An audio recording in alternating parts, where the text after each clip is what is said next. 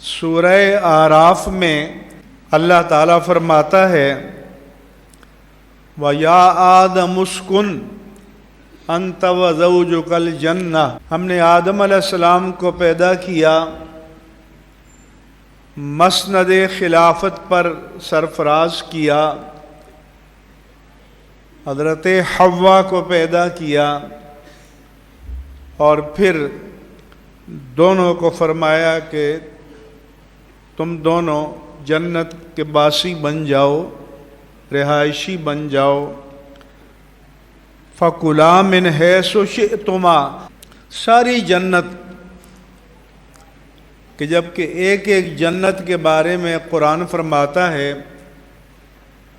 وَسَارِعُوا إِلَىٰ مَغْفِرَةٍ مِّن رَبِّكُمْ، کہ اپنے رب کی مغفرت کی طرف دوڑے چلے آؤ، وَجَنَّةٍ، اور اس جنت کی طرف کہ أَرْضُهَا السَّمَاوَاتُ وَالْأَرْضُ، کہ ایک ایک جنت کی وسعتیں آسمانوں اور زمین کے برابر ہیں۔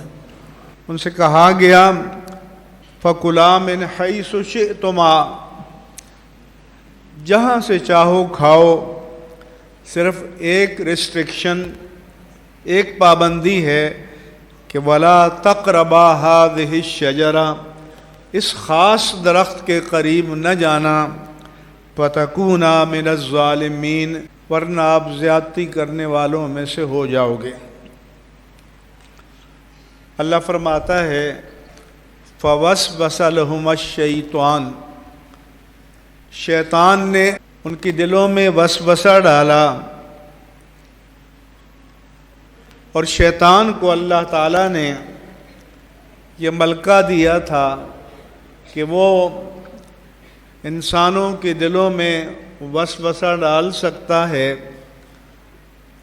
اور وسوسہ کیوں ڈالا، اس کا منشور کیا تھا، لِيُبْدِيَ لَهُمَا مَا وُورِيَ عَنْهُمَا مِنْ سَوْآتِهِمَا، فرمایا کہ شیطان نے یہ چاہا تاکہ ان کا ستر جو ان سے پوشیدہ ہے ان کو آشکار کر دے، بے حجاب کر دے، بے پردہ کر دے۔ تو ایک تو یہ سمجھیں کہ آج جو بے پردگی کا عفریت ہے، electronic media, print media, social media, internet, smart phone, یہ سارے سلسلے، تو یہ کوئی نیا حربہ نہیں ہے۔ بے پردگی کا، بے حیائی کا، یہ وہی حربہ ہے جو روز اول سے شیطان کے سامنے تھا کہ بے حجاب کر دے۔ اللہ فرماتا ہے کہ شیطان نے برگلانے کے لیے کون سی ٹیکٹکس، کون سا حربہ استعمال کیا، تو وہ ویل وشر، بہی خواہ، ہمدرد اور مخلص کے روپ میں آیا۔ اس نے کہا کہ مَا نَہَاكُمَا رَبُّكُمَا عَنْ هَٰذِهِ الشَّجَرَةِ، آپ لوگوں کو پتہ ہے کہ اس درخت سے آپ کو کیوں روکا گیا ہے؟ اس لیے کہ ان تکونا ملکین، اس کو کھا کر آپ فرشتے بن جاؤ گے، او تکونا من الخالدین، یا آپ کو دائمی اور ابدی زندگی مل جائے گی۔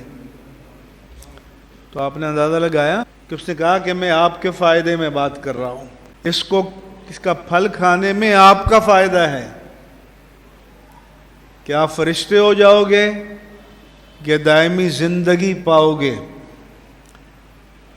پھر قرآن فرماتا ہے وَقَاسَمَهُمَا إِنِّي لَكُمَا لَمِنَ النَّاصِحِينَ، اور قسمیں کھا کر شیطان ہمارے جد اعلیٰ حضرت آدم اور جد علیٰ حضرت حوا کو یقین دلاتا رہا کہ اللہ کی قسم میں آپ کا ہمدرد ہوں، آپ کا بہی خواہ ہوں، آپ کا فائدہ چاہتا ہوں۔ تو معلوم ہوا کہ وہ دشمن سب سے خطرناک ہوتا ہے جو ہمدرد کے روپ میں آئے. وہ دشمن سب سے خطرناک ہوتا ہے جو آپ کے ویل وشر، آپ کے بہی خواہ اور آپ کے مخلص کے روپ میں آ کر حملہ کرے. یہ شیطان کا حربہ تھا اور آج کل بھی یہی ہو رہا ہے.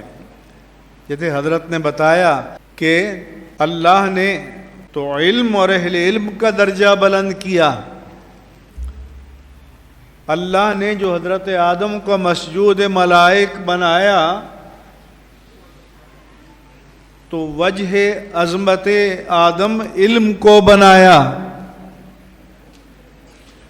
لیکن اب جب آ کر آپ سے کہے، اور آپ سادہ لو ہیں، کہ یہ تو علم کی باتیں تھیں، ان سے ہمیں کیا لینا دینا، ہم تو عاشق ہیں. تو فارسی والے کہتے ہیں کہ بے علم نتواں خدا را شناخت، علم کے بغیر تو اللہ کی بھی صحیح معرفت نہیں ہو سکتی. اللہ فرمائے کہ انما یخشی اللہ من عبادہ العلماء، کہ اس کے بندوں میں جس کے دل میں اللہ کی خشیت اور تقوی سب سے زیادہ ہوگا وہ ہوگا جو عالم ہے. تو دین، علم دین کا راستہ بتاتا ہے، اور جو علم کی بے توقیری کرتا ہے وہ دین سے دور کرتا ہے. اس لیے حدیث میں ہے کہ شیطان سمندر میں تخت بچھا کر بیٹھ جاتا ہے، اور اس کے جو ہرکارے، چیلے، چانٹے، کارندے لوگوں کو گمراہ کرنے کے لیے پھیلے ہوتے ہیں، ڈیلی رپورٹ لیتا ہے. کوئی کہتا ہے میں نے کسی سے چوری کرائی، کوئی کہتا ہے میں نے جھوٹ بلوایا، کوئی کہتا ہے میں نے قتل کروایا، کوئی کہتا ہے میں نے بدکاری کروائی، وہ کہتا ہے تم نے کچھ نہیں کیا. اور جو کہتا ہے کہ میں نے دین کے طالب علم کو اس کے راستے سے بہکا دیا اور بھٹکا دیا، وہ کہتا ہے تم نے کمال کر دیا.